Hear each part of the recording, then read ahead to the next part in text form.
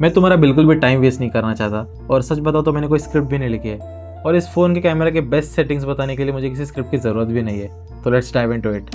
सबसे पहले अपने फ़ोन के सेटिंग्स में जाओ। सेटिंग्स में जाकर कैमरा सर्च करो। कैमरा सर्च करने के बाद रिकॉर्ड वीडियो को 4K 60 FPS पर रखो, और उसके बाद रिकॉर्ड स्लो मोशन को 4K 120 FPS पर डालो। रिकॉर्ड सिनेमैटिक को 4K 30 FPS पर रखो। थोड़ा नीचे आने के बाद grid, level, mirror front camera को चालू कर दो। व्यू आउटसाइड द फ्रेम को बंद कर दो। व्यू आउटसाइड द फ्रेम एक धोखा है भाई। तुम्हें वो सब भी दिखेगा जो तुम्हारे फोटो में आने ही नहीं वाला है। मतलब अगर मेरा फोटो, मगर मुझे स्क्रीन में इतना दिख रहा है और मेरी फ्रेम इतनी ही है, तो मतलब फ़ोटो इतना ही आएगा, लेकिन प्रीव्यू में मुझे इतना पूरा दिखेगा, और बाद में फिर पॉपआउट होगा क्योंकि इतना ही आया है। तो इसे बंद कर दो याद से। अगली सेटिंग है फ्यूजन कैमरा में जाके ये जो 28mm है इसे बंद कर दो, और जो 35mm है इसे भी बंद कर दो। ये बेसिकली थोड़ा सा जूम करके देता है।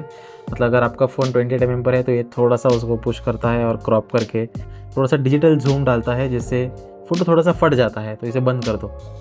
पोर्ट्रेट्स इन फोटो मोड को ऑन रखो। प्रायोरिटाइज फास्टर शूटिंग, ये उनके लिए ही है जो फास्ट मोशन में फ़ोटोज़ वगैरह लेते हैं। अगर आप किसी बर्ड का ले रहे हो, किसी कार का ले रहे हो, किसी बाइक का ले रहे हो, तो ये उनके लिए।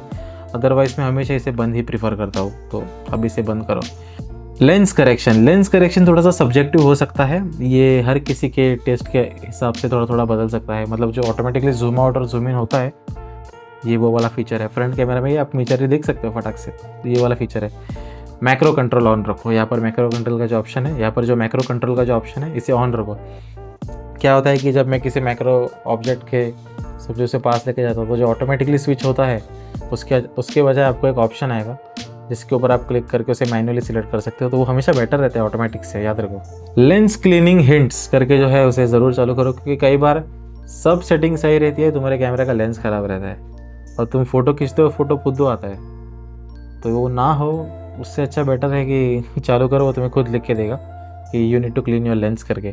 जो फोटोग्राफिक स्टाइल है, वैसे तो मैंने इसे स्टैंडर्ड पर ही रखा है, तुम भी इसे स्टैंडर्ड पर ही रख सकते हो। ज़बरदस्ती कुछ भी चेंज करने की ज़रूरत नहीं है। उसके बाद आते हैं कैमरा कंट्रोल्स में। कैमरा कंट्रोल में वैसे तो सब सेटिंग्स वैसे ही रखनी है। उसके बाद इंडिकेटर्स में आकर flash, live photo, action mode, dual capture, सब इंडिकेटर्स चालू करके रखो, ताकि तुम्हें पता चले कि तुम क्या कर रहे हो। फॉर्मेट्स वाला जो ऑप्शन है उसमें जाकर कैमरा कैप्चर को हाई एफिशिएंसी पर रखो। फोटो मोड को तुम 24 मेगापिक्सल पर ही रखो। जो pro raw and resolution control है उसे ऑन कर प्रो रॉ फाइल्स को JPEG XL लॉसलेस पर रखो।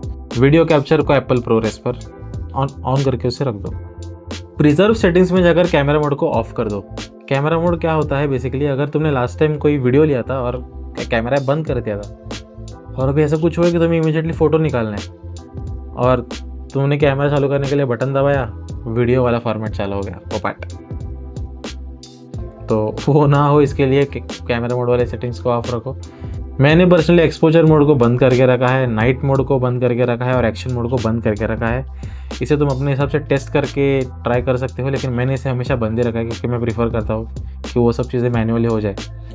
और हमेशा ट्राई करो कि जो 0.5x है, 1x है, 2x है, 4x है, इन्हीं पर अपने कैमरा को यूज़ करो।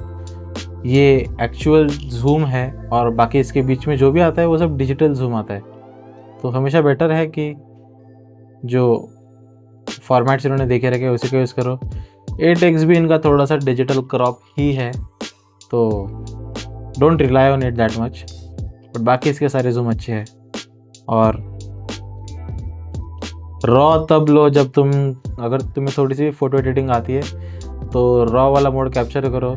अगर अंधेरा वगैरह है तो रॉ ज़रूर यूज़ करो बारीक से बारीक डिटेल्स कैप्चर करने के लिए, वरना उसके बजाय JPEG हमेशा वर्क्स। JPEG 24 ईजिली तुम उसे यूज़ कर सकते हो। दैट्स इट, इससे ज़्यादा कुछ है नहीं।